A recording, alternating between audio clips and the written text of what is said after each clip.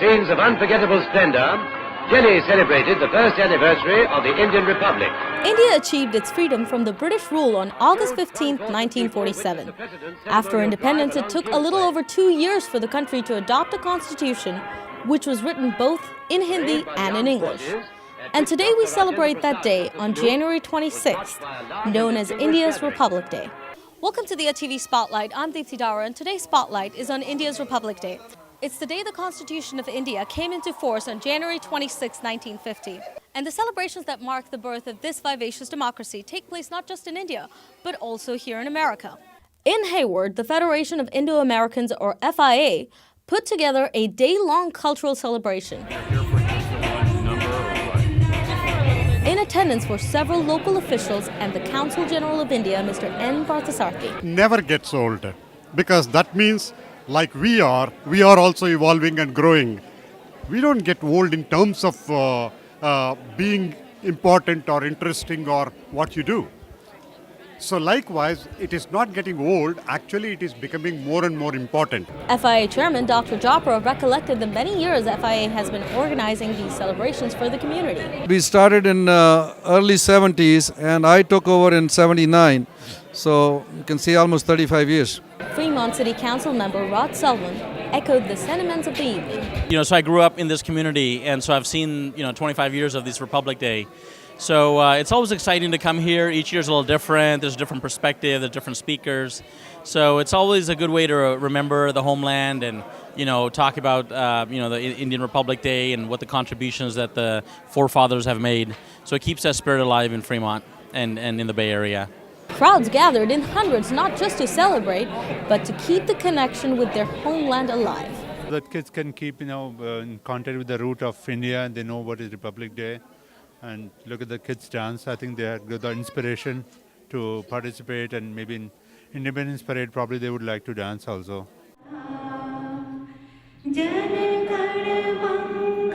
For the first time ever, the Indian Consulate held their Republic Day celebration at the India Community Center in Milpitas. We've been sort of requesting him to come here. Wooing them is right for the last couple of years, with the hope that, our mission and our values mirror those of the Indian Constitution.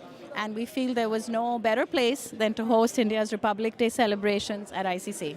The who's who of the Indian community gathered for this invite-only event.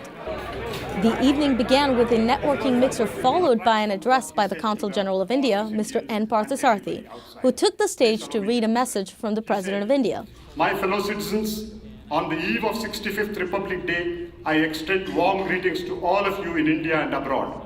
I convey my special greetings to members of our armed forces, paramilitary forces, and internal security forces. The Republic Day commands the respect of every Indian. On this day, 64 years ago, in a remarkable display of idealism and courage, we, the people of India, gave to ourselves a sovereign democratic republic to secure all its citizens justice, liberty, and equality. India has now grown into a beautiful, vibrant, and sometimes noisy democracy. For us, the democracy is not a gift, but the fundamental right of every citizen. With 3 members of Congress and several local and state officials in attendance, speeches and recognitions continued as dinner was served. India Republic Day celebrates the adoption of the Constitution of India. The Indian Constitution embodies the fundamental principles of justice, equality, liberty, and freedom of expression for all people, all values that are deeply shared and promoted by the United States. In this last decade, the U.S.-India relationship has been incredibly vibrant. Growth has gone up 5-fold, and the future looks incredibly bright. Now, this is the 65th anniversary of Republic Day, and it is not only celebrated here, but around the world by millions of people.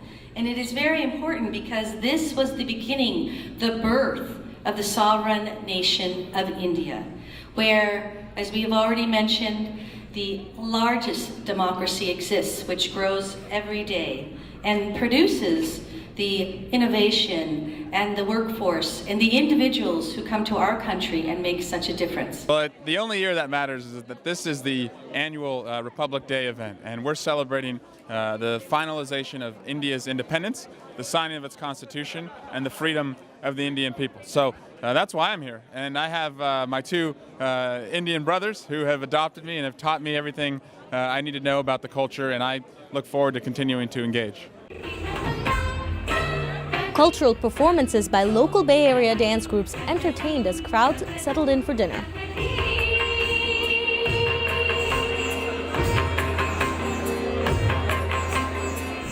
We caught up with one of those groups just before they went on stage. We are from Pampa Dance Academy. We are located in Sunnyvale.